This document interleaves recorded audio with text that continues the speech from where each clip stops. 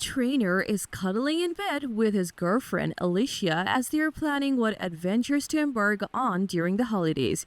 He realizes how late he is running for work, so he quickly gets dressed up and considers riding his motorcycle to work, but he decides against it because it's pouring outside and decides to take a taxi instead. But he gets hit by a motorcycle while crossing the street because he was distracted due to a call on his phone. Now, we see Will's hometown where a huge castle overtowers everyone.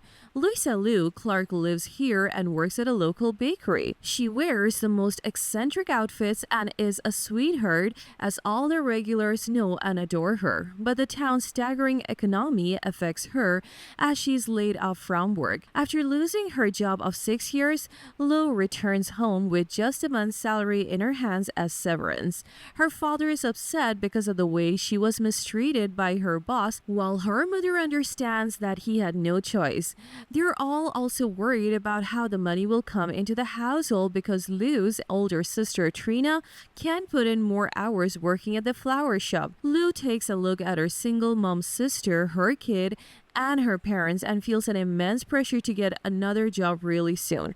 She visits her boyfriend Patrick at the track field because he's preparing for a marathon these days. She doesn't share his athleticism but listens to his efforts of motivating her to go to the job center, for which he's willing to pay just so that she can get back on her feet. Lou appreciates his support, but she was expecting more of an intimate response from her boyfriend. After failing at a couple of jobs, the agent from the job center finds her a job that requires low skills and involves providing care and companionship for a disabled man. The job pays well and is near her home and is a fixed contract for 6 months. However, since her employers are quite rich, she will have to ditch her usual funky clothes and dress up business formal. So Lou wears one of her mother's old dresses and heads to the Trainer estate, where Camilla Trainer welcomes her. She interviews her and discusses her son Will's quadriplegia, where his legs and arms don't function at all. Lou maintains her awkward but bubbly demeanor as her skirt rips and she covers it with her jacket. She fails to respond adequately to Camilla's questions and also views her husband Stephen, who's heading out of the house. Nevertheless, she gets hired immediately and she gets briefed about how she can't leave Will alone for more than 15 minutes. She's taken to the annex, which is where Will resides, accompanied by his male nurse Nathan. When Lou introduces herself to Will, he acts abnormally to scare her off, but she only gets confused. He also comments on her ripped skirt before Nathan introduces himself to diffuse the tension. When Lou returns to her overcrowded, chaotic home that evening, her family rejoices at her getting employed, unaware of how uncountable she's at her job because of Will's meanness. The next day, Nathan walks Lou through Will's medication and routine. Lou tries to get to know Will, but he practically tells her to leave him alone. She spends the time in the kitchen sitting alone until Nathan comes back and lets her leave for her lunch break. It takes some days until they finally have their first real conversation, which isn't so pleasant either. Lou rants about his condescending behavior to her sister Trina as she's considering quitting. Trina reveals that she's going back to college, so she won't be able to contribute in the house anymore, which means that Lou doesn't really have the voice of quitting her job. One day, Camilla informs that some of Will's friends are visiting unexpectedly, so she should make some tea or coffee for them and make herself scarce. Meanwhile, Will deals with his insensitive tone-deaf ex-best friend Rupert and his ex-fiancée Alicia, who blindside him with the news that they're getting married. The news is quite daunting even for Will, but he handles it with grace. As Alicia leaves with Rupert, she mutters to Lou about how she tried a lot but Will only pushed her away. Once they're gone, Will trashes his room, but Lou stays determined to help him. She feels bad for him as she talks about his friend's betrayal to Patrick, who understands why people would abandon Will. He makes plans for them to spend the holidays in Norway and later reveals that it's because he wants to participate in a Viking triathlon. When Lou tries to fix Will's photographs, he insults her and takes a dig at her style, so she finally snaps back at him. Her finally taking a step stand earns her some respect from Will, and he finally gets off her back. It's raining one day when he tells her to pull up a DVD and introduces her to foreign films. He enjoys her reaction and agrees to go on stroll with her after the sky clears up. Camilla watches them and Nathan notices how Will has laughed for the first time in years as Louisa shares details of her life with Will, and he gets amused at her lack of exposure. Lo later learns from Nathan that there is no hope of Will getting any better because he has a spinal cord injury that is unfixable. That night, when Lo goes on a movie date with Patrick, he doesn't agree to watching a Spanish movie.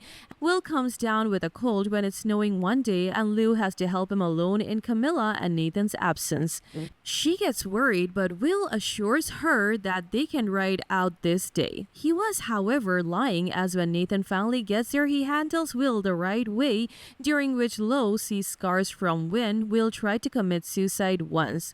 Lo stays the night on her own Will and watches an old video Will's friends made for his birthday back when he used to be very adventurous and active. She keeps him company throughout the night and recalls her favorite bumblebee tights she used to love as a kid, which reminds Will of how much he used to love being wild in his old life. One day, Will mentions how she's wasting all her potential in this nothing town, but she changes the subject by convincing him to shave his beard. She notices how handsome he is once she's done, but soon after, she overhears his parents arguing about the fact that he's going to get assisted suicide within 6 months. After learning of Will's decision to euthanize himself, Lou decides to make his leftover time worthwhile in hopes of possibly changing his mind. After extensive research and getting trainers' approval, Lou takes Nathan and Will to horse racing, but it doesn't turn out well. To compensate, they get dressed up and go to a classical music concert where they both feel sparks flying between them. They both have the best night ever after a really long time. Will attends Lou's birthday dinner and meets Patrick and her family. He leaves quite an impression by winning over her family and making Patrick jealous by gifting her the bumblebee tights she once talked about. The invitation for Alicia and Rupert's wedding arrives on the day Lou and Will visit his favorite spot in his family castle. He reminisces about his favorite place in the world, a French cafe, that he no longer wants to visit in this pathetic state. However, he does want to go to Alicia's wedding with Lou. Lou's father gets offered a brilliant job at the castle, which is Will's doing because he wants her to be free from her family's financial responsibilities. Before heading to the wedding, Camilla and Lou learn that Will hasn't changed his mind about euthanasia at all. At the wedding, Will watches Alicia walk down the aisle with Lou. Lou gets so drunk at the wedding that she sits on Will's lap, who gives her a whirl on his wheelchair, which is their idea of flirting and dancing. They have the best time ever that night, and Will agrees to travel the world with Lou.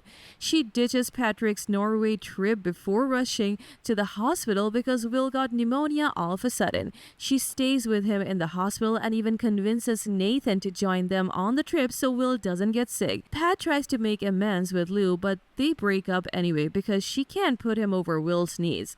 The trip is like a fresh breath of air for both Lou and Will while Nathan meets the love of his life there. During a thunderstorm one night, Lou stays in Will's room at his request and they kiss. Their short time in paradise comes to an end when Will decisively informs her that he will go to Switzerland right after their trip because he doesn't want a dependent life no matter how happy she makes him. After grieving by herself, her dad reasons with her and she finally visits Will in Switzerland. They kiss each other goodbye. Days later, Lou has coffee at Will's favorite cafe in Paris, fulfilling the promise to explore the world and live for him. And that's the end of our movie. Don't forget to like, share, subscribe to the channel, and let us know in the comments what you would like to see in the next film. Peace out!